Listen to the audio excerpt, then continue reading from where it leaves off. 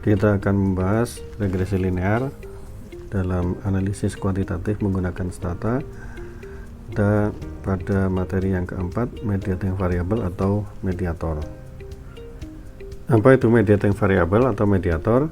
Mediator adalah variabel yang menjelaskan hubungan antara dua variabel, ya, antara variabel x dan y.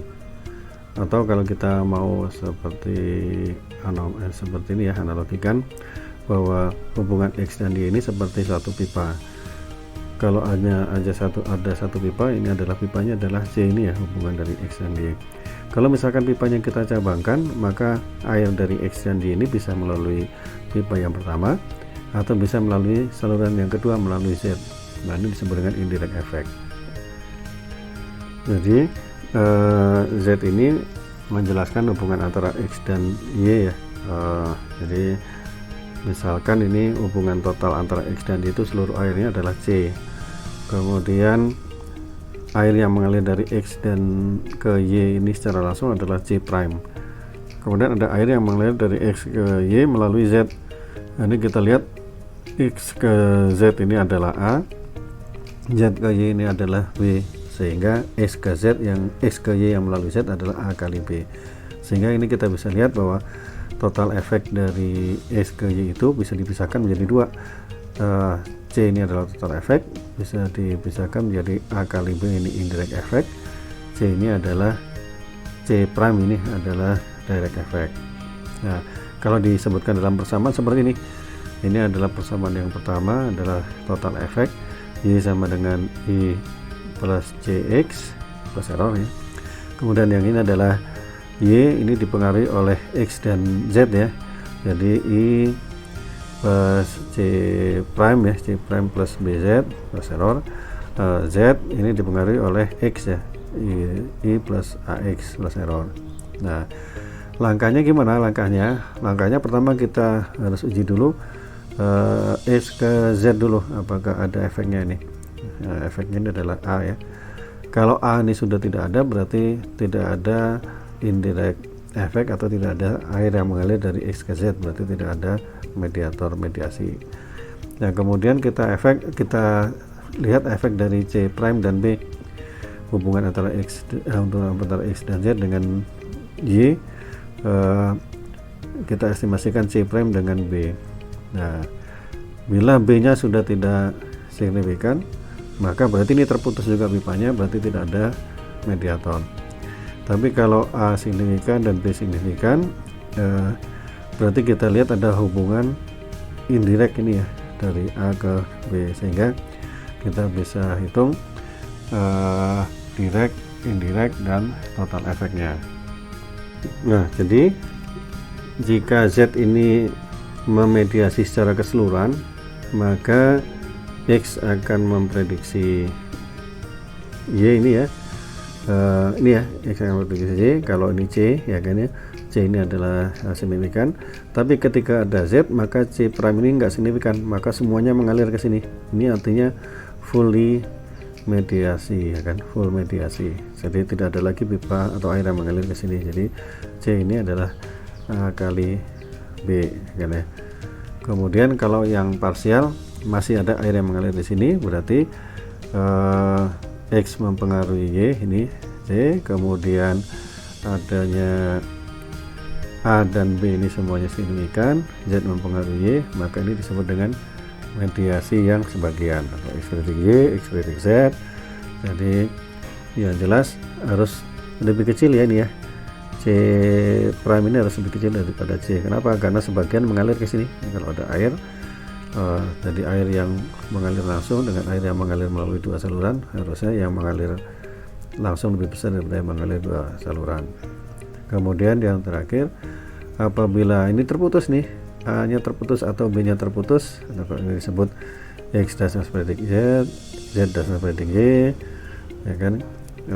Maka harusnya C ini sama dengan C prime, ini terputus ya kan. Nah, jadi demikian. Atau bisa jadi kalau A nya yang terputus, maka Z ini sebagai independen variabel yang tersendiri, jadi bukan sebagai mediator variabel. Jika B nya signifikan tapi agak signifikan, maka Z adalah independen variabel tersendiri.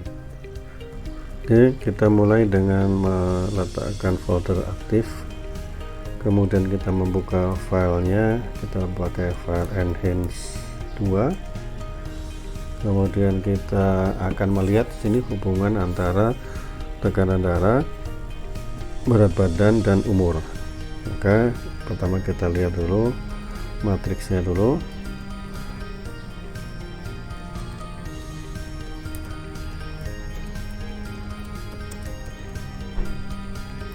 Kemudian kita lihat dari sini bahwa ada hubungan positif kira-kira ya antara tekanan darah dengan berat badan, tekanan darah dengan umur.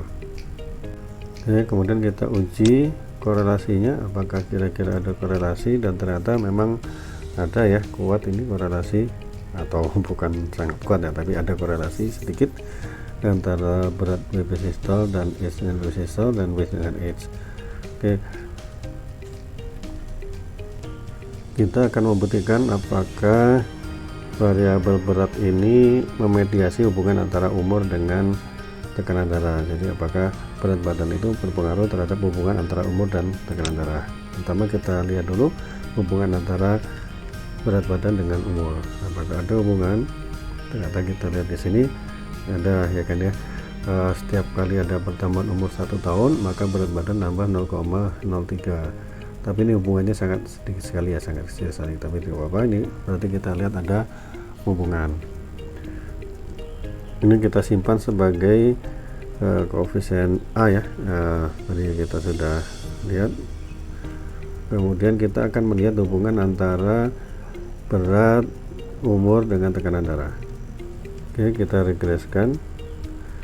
Ini adalah hubungan antara berat badan dengan tekanan darah dan umur dengan tekanan darah. Ini adalah tadi kita lihat ini adalah sebagai B, ini adalah sebagai C prime ya, weight ini sebagai B, H ini sebagai, ini adalah hubungan langsung ya, direct efeknya. Kita simpan sebagai variabel ya untuk menampilkan. Untuk menyimpan sebagai B, maka kita masukkan koefisien dari weight ya kan ya.